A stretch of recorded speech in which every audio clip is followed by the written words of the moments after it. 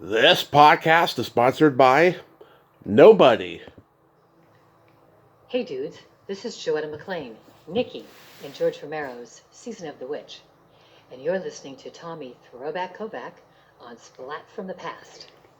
Tommy is such a sweetie. I was so thrilled to be on his podcast. Hey dudes, welcome to Splat from the Past, the only 80s themed horror and sci-fi show where things can get totally radical. Now today I will be welcoming Perry Lorenz.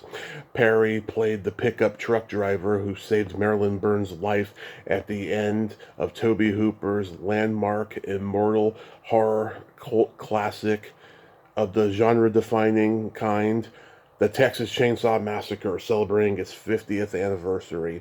And I can't wait. I've been trying to get Perry on for a few years now, and he finally said yes to me. And I'm so excited because, I love my small part actors. I love them more than the big part actors. And I just love hearing interesting stories that, the big part actors may not talk about. And it's going to be a great conversation. He's also a real estate investor and a high-rise developer in Austin, Texas. And I'd like to ask him a little bit about that as well. And I am so excited to be talking with him today. Also, rest in peace, Nicholas Pryor. The Omen 2, The Gumball Rally, Smile, Airplane, Risky Business, Brain Dead, The Happy Hooker, iconic movies. Man, what a career.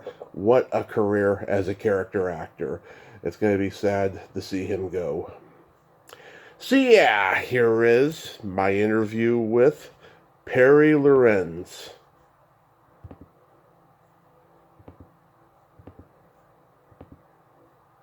Hey Perry, welcome to the show. How are you today, sir?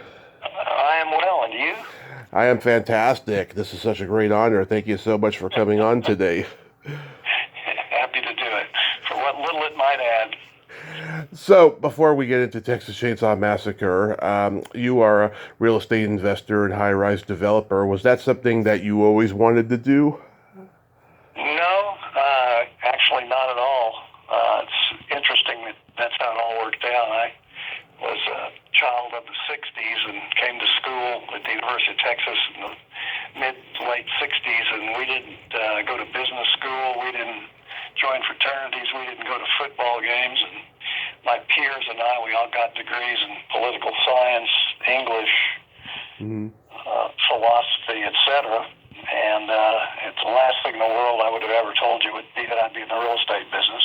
But in the end, that's how it worked out. So you never know how it's going to go. Yeah. So and that whole Texas Chainsaw crowd, all of us were of that same ilk. There were no business majors. There were no business people. Just the kind of folks I described earlier. Yeah. So where are you from originally? I was born in California, but I moved to Texas, Houston, when I was 10 years old. So I guess that's where I grew up, so that's where I'm from. And then I came all the way to Austin to go to the University of Texas, all of 150 miles away from home. And I've been here. I did a couple of years in San Francisco during the Revolution from about late 69 to 72. And I came back to Austin and been here ever since. Yeah, I'm born and raised in San Francisco, and whenever I talk to people who were there, I always got to ask about it and stuff. Did you go to like all the Bill Graham concerts and everything? Well, I don't. Are you familiar with the Rip-Off Press? Yeah. Comic books and posters. I was the so-called production manager. I ran the print shop, and we printed all of Gilbert Shelton's comics, some of Robert Crumb's, and a lot of other people. Yeah. There was a big contingent of Texans out there. There had been a humor magazine at the University of Texas that was basically, sponsored by the University of Texas, but they got a little bit too outlandish, and that crowd split and went to San Francisco and started the Rip-Off Press. So that was a big, Texas contingent out there, and I went out there and hooked up with them, and that's how I ended up at the Rip-Off Press. Wow. What was that like then? I mean, with all that, kind of subversive kind of humor that was going on in the world. Well, you couldn't get very crazy in Austin, Texas, or very off the wall, and there, we were just noise. We were nothing to authorities and the powers that be, and so it was easy to have such a thing, an operation like that. And, we had an old warehouse, and I forget the name of the neighborhood. It escapes me. Potrero Hill, which is basically a working-class neighborhood that was full of longshoremen, working-class people that played softball in the park, and there was sort of a melding of that working class and hippies. That was a very interesting time, and that's what we did. I left eventually. It just got turned into an utter fiasco. We got into the big-time printing business, brought a big web press that people that owned the web presses like the one we bought had, 5 salesmen and ran 3 shifts a day, and we could print everything we needed to print in one afternoon on a Thursday afternoon, and so we weren't very smart about business, and it just started kind of falling apart and went back to simply publishing comic books and a few posters and kind of thinned it out, and I'd had enough of San Francisco and moved back to Austin. Did you ever in your wildest dreams ever think that comic books would become as big as they are now? Yeah, it's amazing. Yeah, no, I never did. I thought it was kind of a niche, and a handful of anti-establishment folks would buy the kind of stuff we did, but had no idea. Ultimately became kind of a cult and a cult following, and I don't know how big they are today, but I think their heyday was actually early 70s. And yes, comic books in general, but the kind of comic books that we did, the sort of the consciously, negative about society of that day and mocking everything that was held dear and reverent. Yeah. I think that didn't last all that long. But today, yeah, you could still buy them, and some of them attract a pretty good price. I wasn't smart enough to save a bunch. I mean, I've got a handful, but all the crazy stuff we did, and we did printing. We printed a poster, for instance, for Angela Davis. It said, it was a big picture of a machine gun and Angela Davis's profile, and said, capitalism, dope plus capitalism equals genocide. God damn the pusher man. Stuff like that, and stuff announcing protests at Berkeley and those kind of, what we thought at the time, revolutionary things. But those days are gone. Right, it surely is. So, what were you doing at the time when you were cast in the Texas Chainsaw Massacre? I had a mechanic shop, a small one, worked on motorcycles and cars and things as sort of an interim thing. I later ended up teaching engine mechanics at Austin Community College, but at that time I had that shop, and I knew Kim Hinkle, who basically directed and came up with the idea for Texas Chainsaw Massacre. And I fooled with the chainsaws and made sure they worked, and I remember taking the clutch apart in one that wouldn't spin the chain, somebody would get destroyed for a scene, and basically that, and I knew them. And one day came to me and said, well, we're making this movie, and we need somebody to drive this truck that's going to end up picking the girl up. And I didn't know a lot about it. I knew Kim, and I knew the camera guys, and I went out there and did it. Kim, at that time, his wife had a nice newish truck, and my job was to go down the street and notice this blood-drenched woman running from a guy with a chainsaw, and spin it around and go back and pick her up and have her jump in the back and rescue her. And we did that scene multiple times. So you're doing a highway patrol, if you know what that is, where you cut the wheel and spin it around. And so I billed as a stunt driver, when the truth is the scene they finally used looks like I did something slightly more than a U-turn. That was billed as a stunt driver. So I'll take it, but it was hardly a stunt. And, I was just sort of around the scene and watched him do it for a few days. And it was interesting. At that time, you signed a release with the Actors Guild, Screen Actors Guild, that said basically, here, whatever you film and do belongs to you, not to me, and that you'll do with it as you see fit, and I, as the person, would have no recourse to any of it, and I didn't care. I think they paid me maybe $50 a day for a handful of days, and interestingly, years and years later, I got a check for $1,800 in the mail from them because if you recall the movie American Psycho, that guy's doing sit-ups in front of the television set. Oh, yeah. Wedding. And that scene that I'm in where you see me through the back window, I turn around, I look back at Marilyn, who's covered with blood, became sort of an iconic part of that movie, just coincidentally. Yeah. And because of that, they sent me $1,800, and then maybe 10 years later, another $1,800 because that same scene was in a Bruce Willis movie that I never saw, and I don't recall the name of it, but apparently he goes into his son's room and sees him watching television, turns off the TV and says, "Do your damn homework," slams the door and leaves. Kid turns the TV back on, and that very scene's playing again. So, man, those were my 2 residual checks, which were way more than I ever got paid for making the movie. So that was kind of interesting.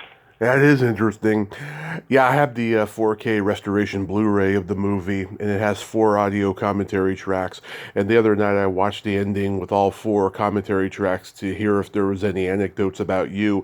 And then the moderator asked Toby if the driver was him, that saves Marilyn, and he said, no, this guy, I can't remember his name, but he replaced somebody else that we originally had. Is there any truth to that? Yeah, he said, what did he say I was? I probably missed that last part. He asked what? That you replaced somebody that they originally had to drive the truck. I don't recall that. That may be true. I have no reason to disbelieve that. Is he still alive? Is he still around, or is he... No, Toby died in 2017. Yeah, that's sort of what I recall. And I ran into him at an Austin Film Society event here somewhere, and walked up to shake his hand, and I knew him. He knew me. We knew each other because of that. And he didn't recognize me. He was in pretty bad shape. I think he was on the way out at that time. That's a shame. So, so were you there the whole shoot, or just a few days? No, I would say 4 or 5 days is all.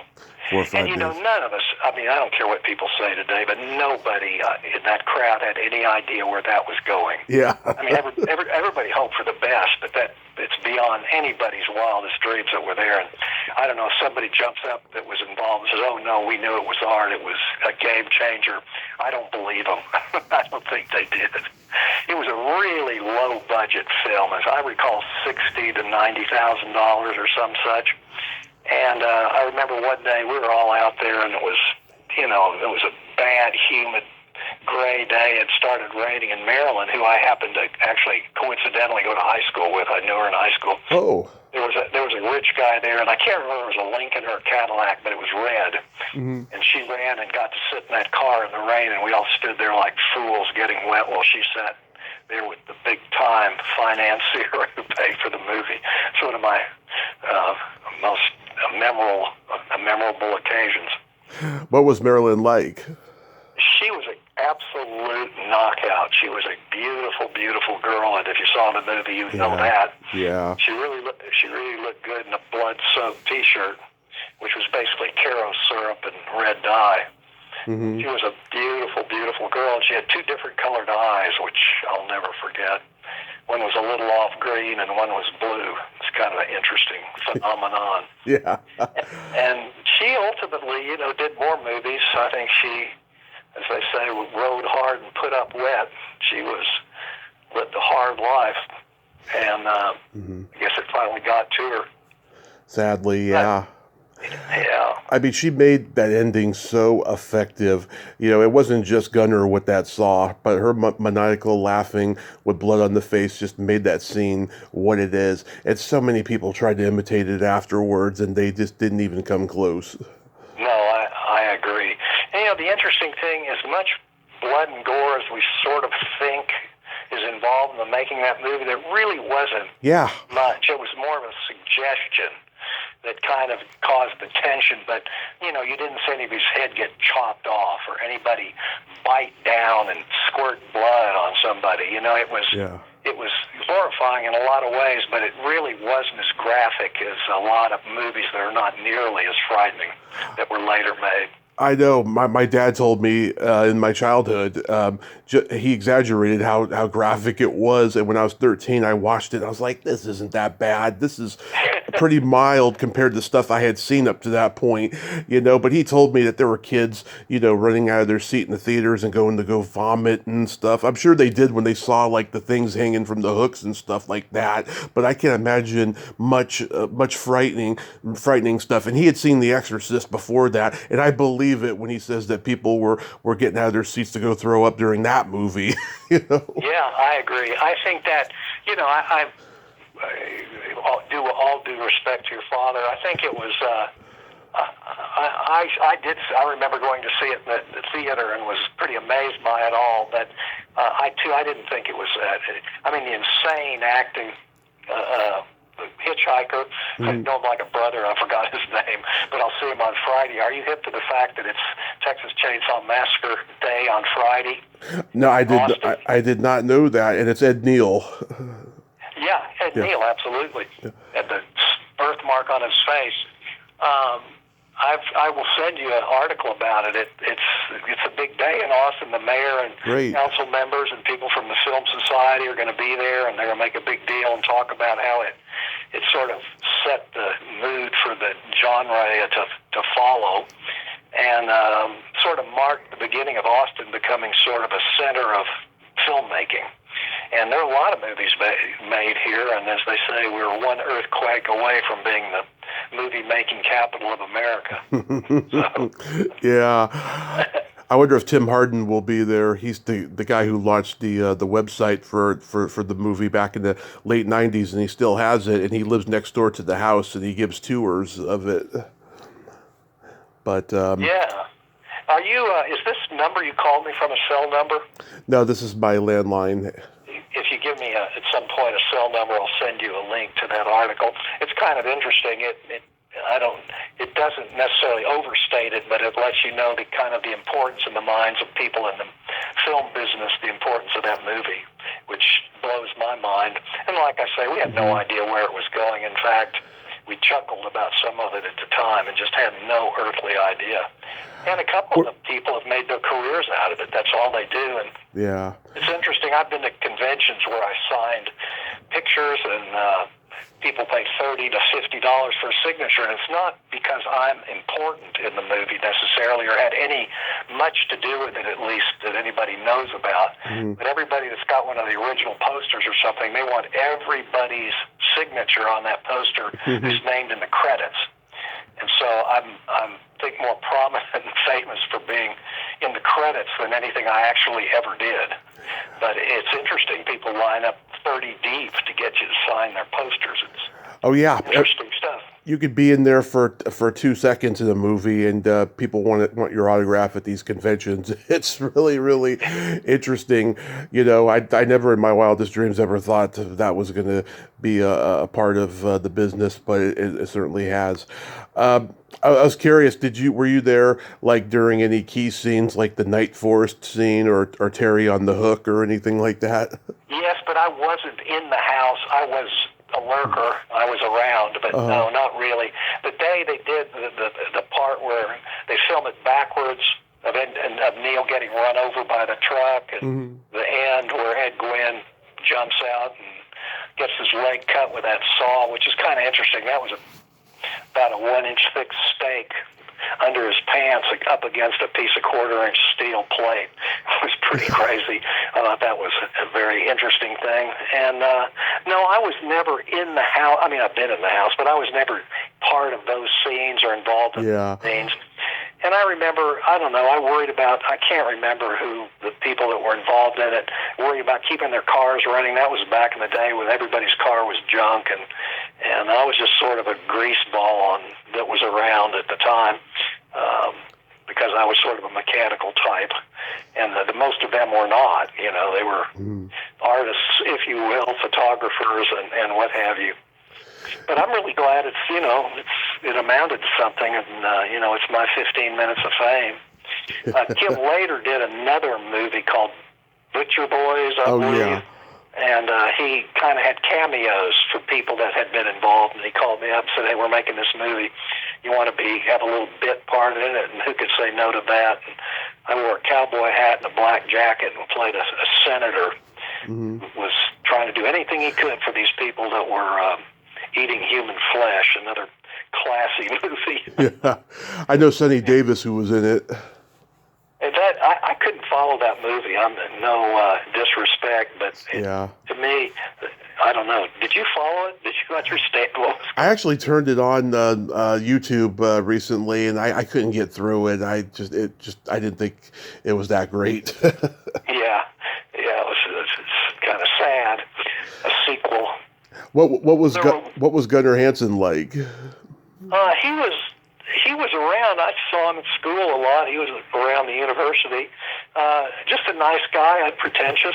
He's still around, isn't he? He's not. No. He died like God. Everybody's. A while back, yeah, maybe 10 years ago. Maybe I can't remember. Yeah. I'm sorry I don't have a better memory of how it all went, but I do remember him as being a really nice guy. There weren't any arrogant people. Nobody had a big head about any of it. Yeah. And particularly Marilyn, she was just a real sweetheart. She was a really, really nice girl and absolutely attractive in every sense of the word. John Dugan, who played the grandpa, he's a funny guy. Yeah. And, Danziger, Alan, he's in his career. He's a sweetheart, yeah. Yeah, he's a very, very nice guy, and he tries to get me more involved in these conventions and things, and I really like him for it. It's nothing in it for him to keep me involved. It's a compliment, he wants me to be there and be involved. I don't have, I'm a family man, and I've got all kinds of business obligations, and I can't be going to Los Angeles and all these places to do stuff, although he certainly makes time for it. But no, he's a real. How do you know him? Just through this stuff? Yeah, just through interviewing them and stuff. Because I've had Ed Gwynn on, Dan Ziger, Terry, Ted Nicolau, and John Dugan. I think Terry will be there tomorrow. Ed Gwynn will be there tomorrow. I'll send you the web. It's an interesting article, and I think it really puts it in perspective. And you can, when we get off the record, you give your cell number, and I can text you the link. Absolutely. I've heard rumors lately that people have been trying to get John Larroquette to come to these reunions. I haven't seen him at any, but again, I've gone to maybe a tenth of them. But yeah, I don't know. He's dropped out of sight as far as I can tell, although I'm not everywhere, so beats me. Even though he's gone on in life to have a pretty successful career, it would be great to see him just because he narrated, Yeah, with some interesting characters involved in all of it. Yeah, Go ahead. I was going to ask, did you go to the wrap party or the premiere? Did not. No, I went to the premiere of it showing in a theater here. Right. But I didn't know. I think I was considered sort of a token bit player that just happenstance ended up in that role just because they need somebody to drive that truck. And Kim said, hey, Perry, you know how to drive, and you've been helping us with these chainsaws and fooling with that stuff. Why don't you come do it? And so I was kind of intrigued and went out and did it and hung around the scene for a while. Daniel Pearl, I think, was the main camera guy. He'd been around. We were all hangers-on hippies at the University of Texas, and some of us actually graduated. A lot of it's just all serendipity, luck, coincidence, timing. It's just one of those things. There's that famous story. Daniel Pearl was terrified that Gunnar was going to drop that chainsaw in his face, so he was like running near the end there. Well, we all were. I was scared to death of them. I just thought these guys waving these fucking chainsaws around, and those things do some serious damage. And but somehow everybody escaped. Lots of blood, but it was all Caro syrup and red dye, fortunately. So anywho. Did you get recognized throughout the years for this? Well, almost it went in the beginning because it was kind of there was all this apocryphal about the University of Texas watched it before their big game with Arkansas or whatever, and they all couldn't sleep and they lost the game and all this crap. Maybe 40% of it's true. And people knew that I had been peripherally involved, and so we talked about it a little bit. But boy, it went dead silent for the last 25 years, 30 years in my life, and then all of a sudden it came alive starting, I don't know, a year or two ago, and I don't really know what happened, but suddenly people really started talking about it. And then that 50th anniversary, I guess that's literally the 50th anniversary, Friday the 11th, coming up, day after tomorrow. So they're making a big deal out of it, at least here in Austin. And, it's this notion that somehow it started the big shift in bringing movie makers to Austin where they'd never done it before, and also the whole idea that it was the first really captivating horror movie that just didn't have fake plastic monsters in it. Became a big deal. Have you ever seen any of the sequels or reboots? I saw the latest one that was made in Romania. Uh-huh. In fact, we went there, had a big premiere of it here in Austin, and I got pictures of me up on the stage. The question was who this all happened and who was going to be left alive or what was going to remain, and there we all standing on the stage, the only ones of us left alive. And that young director, producer of that movie said he did it because it was cheap. He could do it for whatever millions here, and there was hundreds of thousands. Mm-hmm. And that was another one. I couldn't follow it. I didn't quite get it. Did you see it? Yeah, I didn't like it. I think after 3, the series goes downhill. That's just my opinion. And I'm with you. And what's funny? I consider Tobe Hooper kind of like an Orson Welles of horror in a way, because the first movie was just a powerhouse, good one, and then the ones that they did after just did not get the same acclaim or respect that one did. I mean, Tobe did do some good ones afterwards, but I don't know. I mean, there's something special about that movie that's like his best, I think.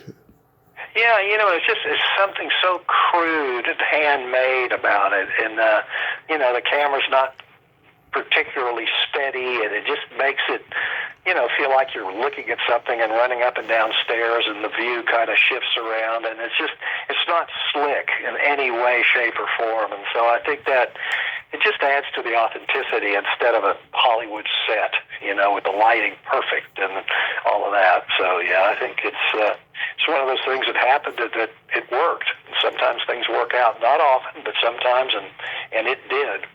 All those 70s like grindhouse horror flicks, they had that feel to them. I mean, it was pretty popular because after Night of the Living Dead, people didn't know where to go with horror, and a lot of the stories after Night of the Living Dead were based on the Charles Manson killings and all the hippie stuff that was going on at that time. And I guess you could kind of say this was kind of like that, but there was no hippie cult in this. This was just a weird family, and these hippie college kids were hitchhiking. Yeah. No, and I think you're right. I think the Night of the Living Dead is probably the closest analogy to this kind of movie. Just that very thing. It was homemade looking. I have no idea what its budget was, but it wasn't much. That was $115,000. Oh, it was. Well, that's big time money then. Yeah. Well, when you don't pay people much, you can do it. You don't go and find a Hollywood name. You just take a bunch of old hippies that are standing around hanging out at the University of Texas. Hey, let's be in a movie. It gets the price down. Yeah, the people on Night of the Living Dead were upset for so many years because the movie fell into the public domain because George Romero wasn't a good businessman at the time. But then they restored the movie and they copyright that one, so now everyone gets paid for that version of the movie. Yes. Well, this Chainsaw Massacre, they got cheated out a bunch of money, and there's a local lawyer here, and I don't want to name names because I'll get it wrong, who really came and bailed them out and got them a bunch of money that was past due and stopped all the pirating and people making a bunch of money off it that had literally nothing to do with it. And I guess it's just because the unsophisticated nature of the folks involved. I mean, he's not unsophisticated, but I don't know, people just basically got cheated out of it all, and then it kind of flipped after a few years and got justice. Was done and started making money. So I think Kim is, aside from Butcher Boys, I don't know if he ever did much else. Are you aware of anything? No, not really. It's funny. Like on Night of the Living Dead with George Romero and John Russo, it's like Tobe Hooper and Kim Henkel had the same kind of relationship where they just didn't work together again after that. Yeah. It's pretty interesting. Well, so Kim was was an interesting guy. He was a cigarette smoker, and he had the voice to go along with it, deepest voice. Small town guy from Refugio, Texas, and just probably when he was 15 years old, if you told him he was going to end up directing a horror movie that was going to change movies forever, he would have told you were crazy. And I think that's probably true of every person involved. Mm-hmm. That whole movie, it just was, nobody was, on the shelf, member of the union, waiting for the big job that was going to pay him. It was just all serendipity and spontaneous. Absolutely. So this Friday, where's it going to happen, and where are the times and everything? It's going to be at noon on the steps of City Hall. Mm-hmm. And I'll send you this article that tells the tale, talks all about it. And then it lists a bunch of places where it'll be showing around town for the next few days, and going to make a big deal out of it. But, as weird as Austin is, it's still pretty remarkable that the mayor, they did send out a press release and all this publicity and try to get all these players involved and get them out there. And I'll bet you it's going to be really well attended. If you know anybody with a camera or anything now to come, you need them to take pictures. Well, it'll be written up. There'll be a big splash about it, at least in the Chronicle, which is our alternate newspaper. Yeah. Wow, that's going to be fantastic. Well, yeah. Well, Perry, I thank you so much for coming on today, and I hope you have fun on Friday. And yeah, I will send you my cell number. You can text me that article. I'll do that right away. I think it's important that you look at it. It does more justice to what's going on than I can do. Awesome. Well, you have a happy holiday season, and be safe out there. All right, man. I'm happy anybody cares what I have to say. I appreciate it. Okay. Thank you so much. Thank you. Bye-bye. Well, there you have it. Perry Lorenz. Ain't he a cool dude? Oh my God. Oh yeah, I mean he had some good anecdotes there. I did enjoy talking to him. He's a very nice man. And wow, this Friday it's gonna be Texas Chainsaw Massacre Day. That is so friggin' awesome. And I wish I could be there. Well, until next time, this is Tommy Throwback Kovac saying there's no shame in living in the past because the present sucks. Later, dudes!